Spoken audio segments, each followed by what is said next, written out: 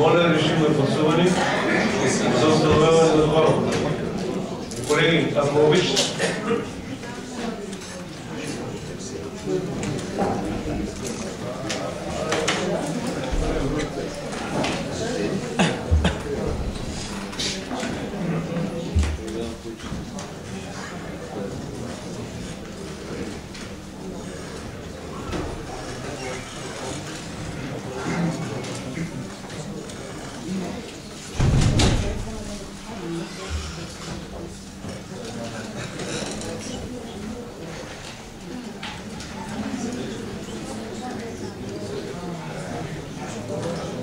И така, в залата гласували за 32 общински съветника, за 32, т.е. 32 присъстват, 33-35 станахме, току-що влезлите. Имаме кворум, можем да продължим нашата работа. Минаваме към точка 10 от дневния ред на днешната сесия. Искам да ви прочета нещо. С решение номер 49.1 е записано: докладната записка от групата на общински съвети ще бъде включена в дневния ред на заседанието на Общински съвет град Добрич, което ще се проведе на 20 септември 2011 година, за да се даде възможност на постоянните комисии и кмета на община град Добрич да изразят становища. По този начин ще се спазят изискванията на закона и ще се гарантира законосъобразността на решението на Общински съвет. Прието е с мнозинство и затова в днешния дневен ред по точка 10 е внесена тая докладна. В проекта си за решение в голямата си част тя е невалидна вече, защото сроковете са изпуснати. Тя е направена и такова решение се вземали на извънредната сесия общинските съветници. По закон кмета, постоянните комисии и кмета са длъжни да обсъдят предложението и да предоставят становището си не по-късно от 3 дни преди заседанието на Общинския съвет, което по закона е изпълнено, така че всичко е в рамките на закона. Аз сега искам да дам думата на кмета, за да чуете неговото становище, така както ви сте го задължили по закон. Благодаря ви. Заповядайте, госпожо Николова. Уважаеми господин председател, госпожи и господа общински съветници, на основание член 30, алинея 2 от Закона за пряко участие на гражданите в държавната власт и местното самоуправление, представих становище и проект за решение относно внесена докладна записка от група общински съветници за провеждане на местен референдум във връзка с решение 427 от 16 юни 2011 година на Министерски съвет на Република България. На извънредно заседание на Общински съвет, проведено на 3 септември тази година, беше взето следното решение. На основание член 17 алинея 1, точка 8 от Закона за местно самоуправление и местна администрация, разрешаване на проучване и добив на шистов газ да става само след провеждането на местен референдум на територията на община град Добрич. След заявяването на подобни намерения, председателят на Общински съвет свиква извънредно заседание, на което общинските съветници определят дата за провеждането на местен референдум, съгласно член 30, алинея 4 от Закона за пряко участие на гражданите в държавната власт и местното самоуправление. Искам да ви обърна внимание на резултата от гласуването на заседанието на 3 септември. С 25 гласа за, 0 против и 2 въздържали се. Този резултат, фактът, че нито един общински съветник не беше против, ми дава основание да ви предложа да се обединим около него поради следните причини. С решение номер 427 от 16 юни 2011 година Министерски съвет е дал разрешение на Шеврон България Exploration and Production ЕООД да извърши за своя сметка и на свой риск търсене и проучване на нефт и природен газ в площ блок 1 Нови пазар, разположена на областите Разград, Силистра, Добрич, Шумен и Варна. Искам да подчертая още веднъж. Разрешението, дадено от Министерски съвет, е за търсене и проучване, а не за добив на шистов газ. Нещо повече. Община град Добрич е заключена в рамките на населеното място град и нашата община не разполага с земя държавна собственост. Това допълнително обосновава взетото вече решение, че един местен референдум би следвало да се проведе само след заявени намерения за проучвания за добив, а не както е в момента за търсене на евентуално находище. Въпреки това заявявам, че ние ще организираме и проведем широка обществена дискусия по темата, за да могат хората от общината да получат разностранна и пълна информация. Ще поканим за целта експерти от Министерството на икономиката, енергетиката и туризма и от Министерството на околната среда и водите, представители на неправителствените и екологични организации, граждански инициативи, включително експерти от Българската академия на науките, независимо коя от двете позиции гражданите ще защитават.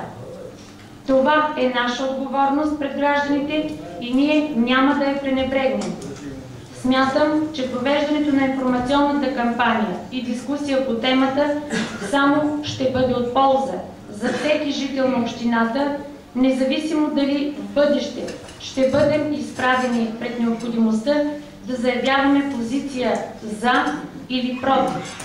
И още веднъж подчертавам, взетото на 3 септември решение, което обвързва в бъдеще всеки кмет и общински съвет да проведе такъв референдум, е стратегическо и важно за съдбата на хората от общината. То е много по-отговорно и адекватно, отколкото опитите подобно решение да бъде прокарано конюнктурно, прибързано и в крайна сметка в ущърб на истината и възможността на всеки гражданин да формира свое мнение и отговорно поведение. Затова ви предлагам проекто решение на основание член 21, алинея 1, точка 20 от Закона за местно самоуправление и местна администрация, разрешение за проучване и добив на шистов газ на територията на община град Добрич да се издава само след провеждането на референдум. Благодаря ви за внимание. Благодаря ви, госпожо Николова. Уважаеми колеги, уважаеми съграждани, уважаеми гости. Упълномощен съм от групата съветници от политическа партия ГЕРБ да прочета тяхното становище. На извънредно заседание в Общинския съвет на община град Добрич взе следното решение.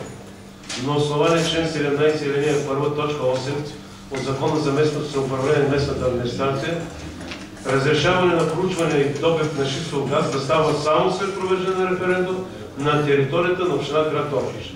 След заявяването на подобни намерения, председателят на Общинския съвет свиква извънредно заседание, на което общинските съвети се определят датата за провеждане на местен референдум, съгласно член 30, алинея 4 от Закона за пряко участие на гражданите в държавната власт и местното самоуправление.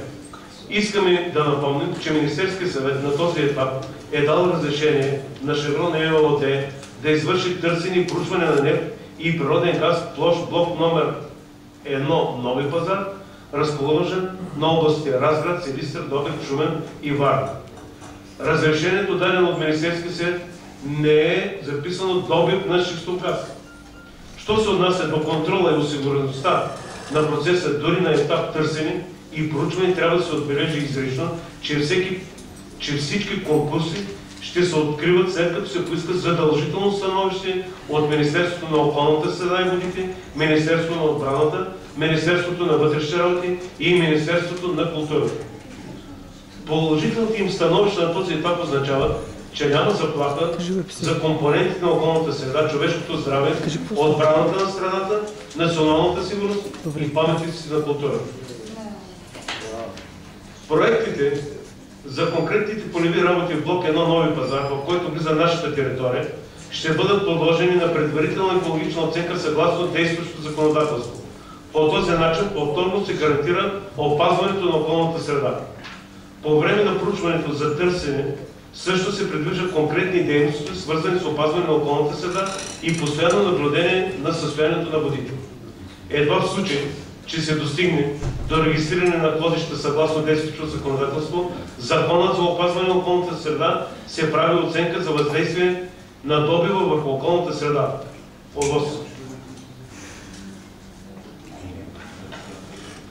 При условие, че тази оценка е отрицателна, дейността се спира и концесията за добив няма да бъде предоставена. Това допълнително обосновава взетото вече решение, че един референдум би следвало да се проведе само след заявени намерения. Групата съветници на политическа партия ГЕРБ в Общинския съвет град Добрич категорично застава зад идеята, че дейности, свързани с проучването, търсенето и добив на шистов газ, трябва да става само по законоустановената процедура, напълно прозрачно и след обективна информационна кампания сред населението. Решението, което приехме без нито един глас против, а ако и когато бъде поискана концесия за добив на шистов газ, което обвързва в бъдеще всеки кмет и Общинския съвет да проведе такъв референдум, е стратегическо и важно за съдбата на хората от общината. То е много по-отговорно и адекватно, отколкото опитите подобно решение да бъде прокарано конюнктурно, прибързано в крайна сметка в ущърб на истината и възможността на всеки да формира свое мнение и отговорно поведение. Смятаме, че всичко друго е безотговорно нагнетяване на напрежение и страх и обслужва конюнктурни политически интереси. Политическа партия ГЕРБ, съветници, групата на съветници на политическа партия ГЕРБ. Това е становището на съветниците от групата на ГЕРБ. Уважаеми колеги, чути становището на кмета, чути становището на съветниците от политическа партия ГЕРБ. Имате думата. Заповядайте, господин. Уважаеми господин председател, госпожо Николова, колеги общински съветници, ще ви прочета една декларация на групата общински съветници на БСП. Изразяваме своето негодование и тревога от факта, че в навечерието на Деня на независимостта и 71 годишната освобождането на Добруджа от румънска окупация, на 18 септември, по време на откриването на обновената пешеходна зона в централна градска част Добрич, господин Бойко Борисов, министър-председател на Република България, си позволи непремерението ми по адрес на гражданския протест във връзка с нежеланието на обществеността за проучване наличието на шистов газ в Добруджа, което правителството е разрешило. Тревожна бе репликата, изречена от премиера по адрес на протестиращите, която показва, че решенията на правителството могат да зависят и от моментните му настроения. Според нас, отправената заплаха от господин Борисов да разпише договора на ЕНАТ не е подход на държавник. Безотговорно е обвинението му, че протестиращите изпълняват политически поръчки. В тази връзка призоваваме към следното. Първо, осъждаме начина, по който е взето решението на Министерския съвет за проучване на добив на шистов газ, без да е направена оценка на въздействие върху околната среда и без наличие на еднозначна оценка на компетентните органи, Министерството на околната среда и водите и Регионалната инспекция по околна среда и водите. Второ, очакваме премиерът на Република България да се извини на добруджанци за своето обидно и унизително достойнствено поведение. Добруджанци са търпеливи, но достойни хора, които няма да позволят да бъде отровена водата им, а плодородната им земя, която в историята са доказали, че ценят повече от живота си, да бъде превърната в пустиня. Трето, настояваме Общинския съвет в Добрич на заседанието си днес, 20 септември, да вземе решение за насрочване на референдум за това дали да се извършат или не проучване на добив на шистов газ в Добруджа. Една такава дата на референдум, съгласно нашето законодателство и на основание решението на Министерския съвет, може да бъде 27 ноември 2011 година. Благодаря.